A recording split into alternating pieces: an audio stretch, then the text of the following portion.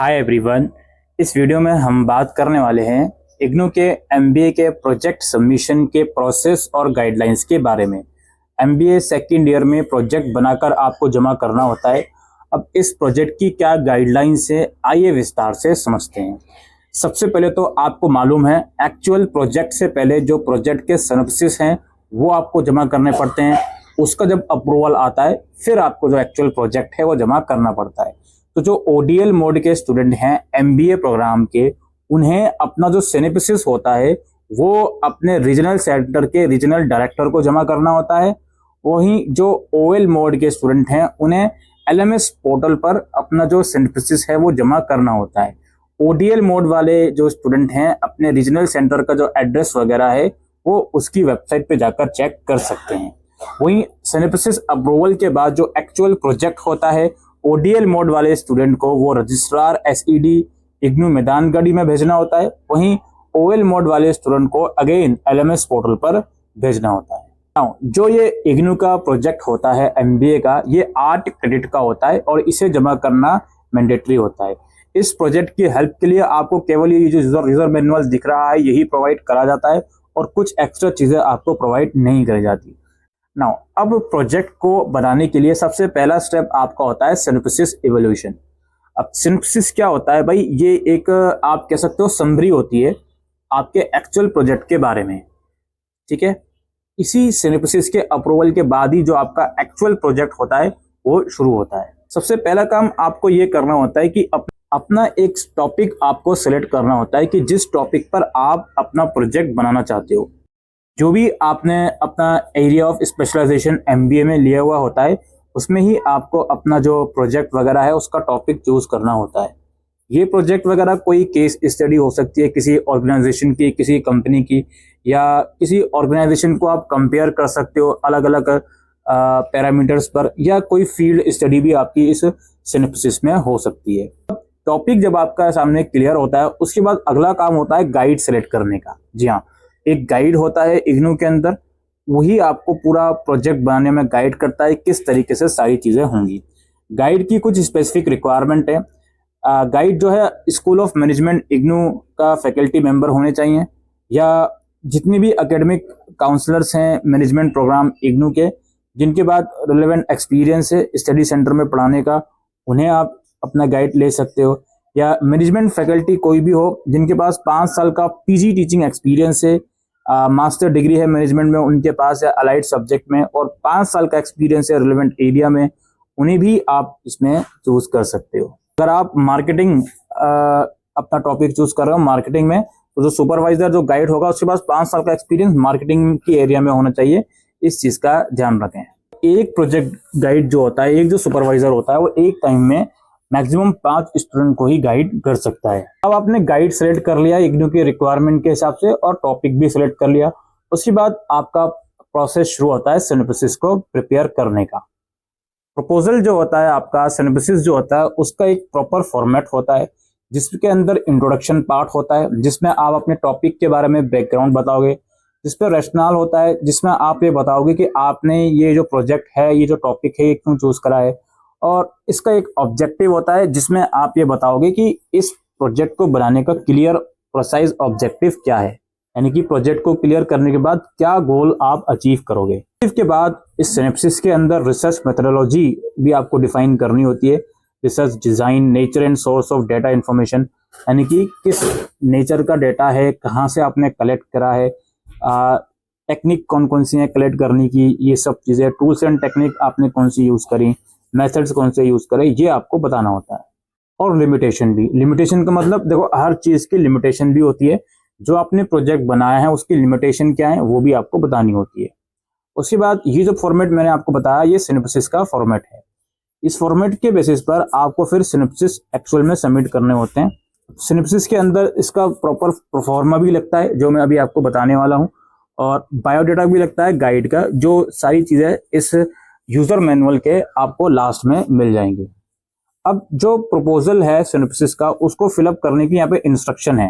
पहले मैं प्रपोजल आपको दिखाता हूँ फिर इंस्ट्रक्शन के बेसिस पर आपको बताएंगे। आप यहाँ पे देख सकते हो ये पूरा आप लोगों को सिनॉप्सिस में ये जो प्रोफॉर्मा है ये लगाना होता है, इसमें अलग अलग डिटेल्स हैं, इनरोलमेंट नंबर, स्टडी सेंटर, आपका नाम, एड्रेस, ईमेल एड्रेस, टॉपिक क्या है प्रोजेक्ट का, और आपका सुपरवाइजर का नाम और एड्रेस, और उनकी फर्दर डिटेल्स, कितने स्टूडेंट को वो गाइड कर रहे हैं, आपकी सिग्नेचर वगैरह, सुपरवाइजर की सिग्नेचर, डेट वगैरह सभी कुछ इसमें मेंशन करनी होती है। कुछ चीज़ें ऑफिस यूज़ के लिए होती हैं तो वो आपको नहीं भरनी होती। तो यही इसी फॉर्म को फिल करने का ऊपर इंस्ट्रक्शन भी मेंशन है, आप इसे भी पढ़ सकते हो। जैसे आप यहाँ पे देख सकते हो, इनरोलमेंट नंबर तो आपको मालूम ही है, सब्जेक्ट एरिया क्या है आपका वो आप यहाँ पे लिख सकते हो, और टाइटल क्या है आपके प्रोजेक्ट का, फिर वही एड्रेस सुपरवाइजर का, सुपरवाइजर की फर्दर डिटेल्स वगैरह, ये डिटेल में यहाँ पर गिवन है। आपका जो प्रोफॉर्मा है वो रेडी हो जाए, यानी कि जो सिनेप्सिस के मैंने ऊपर फॉर्मेट आपको बताए थे, इंट्रोडक्शन, रिसर्च टूल, लिमिटेशन वगैरह, वो और इसका पूरा प्रपोजल, और इसके साथ जो भी आपके सुपरवाइजर हैं उनका बायोडाटा जब रेडी हो जाए, फिर आप इस प्रोजेक्ट सिनेप्सिस को अपने सेंड करोगे रीजनल सेंटर में। अब जो यहाँ पे एक चीज आपको समझनी है वो ये है, जो आप लोगों के गाइड हैं, जो सुपरवाइजर होंगे, उनका जो बायोडाटा होगा उसके अंदर क्या क्या चीजें होनी चाहिए वो यहाँ पर मेंशन है। उनका नाम और डीओबी, उनका फुल एड्रेस, कॉन्टैक्ट डिटेल, उनकी एजुकेशन क्वालिफिकेशन की डिटेल्स, उनका कोई वर्क एक्सपीरियंस है उनका डिटेल, और कुछ रिलेवेंट अगर इन्फॉर्मेशन है तो वो आपको उनकी प्रोवाइड करनी होगी। तो देखिए, बायोडाटा हो या आपका जो अप्रूवल परफॉर्मा हो सिनेप्सिस का, उसमें सिग्नेचर वगैरह जरूर से करिएगा। आपका सिनेप्सिस रेडी हो गया सारे रिक्वायर्ड चीज़ों के साथ। अब आप इसको सेंड करोगे अपने रीजनल डायरेक्टर को, और एक कॉपी आप इसकी अपने पास भी रखोगे।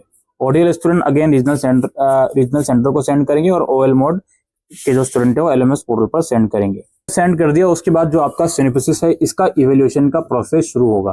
तो सिनेप्सिस होता है, आप थ्रू आउट द ईयर कभी भी भेज सकते हो, लेकिन जो एक्चुअल प्रोजेक्ट होता है वो रजिस्ट्रेशन यानी कि जो प्रोजेक्ट फीस वगैरह होती है उसके बाद ही आपको भेजना होता है। और इस चीज़ का ध्यान रखना है, जो 4th सेमेस्टर आपका होता है उसकी एक्सपायरी से पहले पहले आपको इसको भेजना होता है। अगर आप लेट करोगे तो फिर आपके मार्क्स वगैरह, अवार्ड वगैरह वो भी डिले होंगे। इवैल्यूएशन के बाद एक रिटन कम्युनिकेशन आपको भेजी जाती है आपके अप्रूवल और नॉन अप्रूवल की। ये जो होती है ये 2 से 3 महीने के अंदर भेज जाती है जब भी आप प्रपोजल जमा करते हो। अगर जो है आपका प्रपोज गाइड अगर अप्रूव नहीं होता तो आपसे एडवाइस करी जाती है उस कंडीशन में कि आप अपना गाइड चेंज करो और प्रोजेक्ट प्रपोजल दोबारा से बनाओ फ्रेश न्यू गाइड के सिग्नेचर के साथ, और उसको दोबारा से जमा करो। वहीं अगर आपका गाइड आप खुद ही चेंज करना चाहते हो तो वो आप कर सकते हो। उस कंडीशन में अगेन आपको दोबारा से नई गाइड के देखरेख में इस प्रोजेक्ट प्रपोजल को बनाना पड़ता है। नॉन अप्रूवल आता है सिनेप्सिस का, तो उस कंडीशन में आपको ये बताया जाएगा कि आपको क्या करेक्शन, क्या मॉडिफिकेशन करनी है। तो उसके बाद आपको रिवाइज प्रोजेक्ट प्रपोजल जमा करना होता है, और अगर आपका जो है अप्रूव नहीं करा जाता प्रोजेक्ट सिनेप्सिस तो आपको रीजन वगैरह बताए जाते हैं। आपको ये बताया जाता है कि क्या इसमें मॉडिफिकेशन, क्या सजेशन करनी है। तो उसके बाद आपको दोबारा से नया प्रोजेक्ट प्रपोजल जमा करना होता है, और उसके साथ साथ नया प्रोजेक्ट प्रपोजल परफॉर्मा भी, जो आपका प्रपोजल रिजेक्ट हुआ है वो भी आपको अटैच करके, जो भी पीपी नंबर है वो आपको अटैच करके दोबारा जमा करना होता है। और फिर आपका एक्चुअल में जब अप्रूवल आ जाता है उसके बाद आपका एक्चुअल में प्रोजेक्ट वर्क बनाने का सिलसिला शुरू होता है। अब ये जो प्रोजेक्ट वर्क होता है ये 50 से 60 डबल स्पेस टाइप पेजेस का होना चाहिए, 18,000 वर्ड से ज़्यादा का नहीं होना चाहिए। कुछ रीजनल वेरिएशन हैं तो इसमें अलाउड करी जाती हैं। अब प्रोजेक्ट रिपोर्ट है, उसका स्ट्रक्चर क्या है भाई, इंट्रोडक्शन पार्ट होता है सबसे पहले कि प्रोजेक्ट किस बारे में, रिव्यू ऑफ लिटरेचर होता है, ठीक है, ऑर्गेनाइजेशन जो आपने स्टडी करी है उसकी डिटेल वगैरह होती है, और रैशनल होता है आपने ये प्रोजेक्ट क्यों बनाया है, ठीक है, प्रॉब्लम्स क्या हैं आपकी, ऑब्जेक्टिव क्या है प्रोजेक्ट का, स्कोप क्या है, ये सब होती हैं।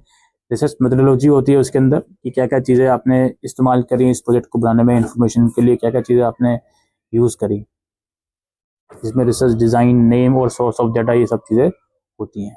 तो आपका result and discussion, this should present the result in tabular और graphical form, the interpretation of the data, यानी कि जो भी डेटा आपने इस्तेमाल करा है उसका क्या रिजल्ट रहा प्रोजेक्ट में, समरी और कंक्लूजन क्या है, ये सब चीज़ें, रिकमेंडेशन क्या है, लिमिटेशन क्या है, ये सब चीज़ें, रेफरेंस और बिब्लियोग्राफी, ये सब चीज़ें आपको ऐड करनी होती है। अगर कोई क्वेश्चनर्स हैं तो वो आप यहाँ पे लगा सकते हो। प्रोजेक्ट होगा वो किस तरीके से होगा, कवर पेज होगा इसमें आपका नाम और एनरोलमेंट नंबर होगा स्टूडेंट का, और गाइड का नाम होगा, टाइटल होगा प्रोजेक्ट का, डिटेल टेबल ऑफ कंटेंट होगा, यानी कि इंडेक्स जिसे आप बोलते हो। जितने भी पेजेस होते हैं प्रोजेक्ट के वो सब प्रॉपरली नंबर्ड होनी चाहिए as per table of content के हिसाब से। उसके उसके अंदर अप्रूव प्रपोजल भी होगा, यानी कि जो सिनेप्सिस आपका अप्रूव हुआ है, और जो बायोडाटा है वो आपको लगाना पड़ेगा प्रोजेक्ट, एक्चुअल जो प्रोजेक्ट होता है उसमें। और जो सर्टिफिकेट ऑफ ओरिजिनलिटी है वो भी आपको लगाना पड़ेगा, जो इसके अंदर अभी मेंशन होगा। फिर आपको प्रोजेक्ट का स्ट्रक्चर आपका पूरा कंप्लीटली रेडी है, उसके बाद आपको प्रोजेक्ट रिपोर्ट अपना जमा करना है इग्नू मैदानगढ़ी में। बाय पोस्ट भेज सकते हो आप, ठीक है, या जो भी चीज़ें हैं उसके हिसाब से आप भेज सकते हो फिजिकली जमा करके। जैसे आप उसको भेजोगे पीआर नंबर आपका आ जाएगा, उस पीआर नंबर की वजह से आप फर्दर क्वायरी कर सकते हो अपने रिपोर्ट, अपने प्रोजेक्ट रिपोर्ट की, ठीक है। और जो ऑनलाइन स्टूडेंट हैं वो प्रोजेक्ट रिपोर्ट एलएमएस पोर्टल पर ही जमा करेंगे। अब प्रोजेक्ट रिपोर्ट जो है अगर सबमिट करा गया 1 दिसंबर से 31 मई के बीच, तो इसका रिजल्ट जून एग्जाम के साथ आ जाएगा। और अगर ये जमा करा गया 1 जून से 30 नवंबर के बीच, तो इसका रिजल्ट आपका दिसंबर नवंबर एग्जाम के साथ आ जाएगा। और इसके अलावा स्टूडेंट में भी ask for appear in viva voce if the evaluator so recommend. अगर इवेल्यूटर चाहे तो वाइवा वॉक के लिए भी आपको बुलाया जा सकता है। बाकी अगर आपको कुछ क्वेरी करनी है तो उसकी डिटेल यहाँ पर मेंशन है, आप इसके रिगार्डिंग क्वेरी कर सकते हैं।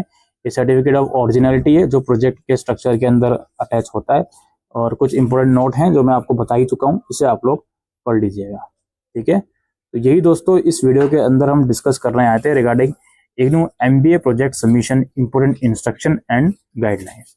Thank you.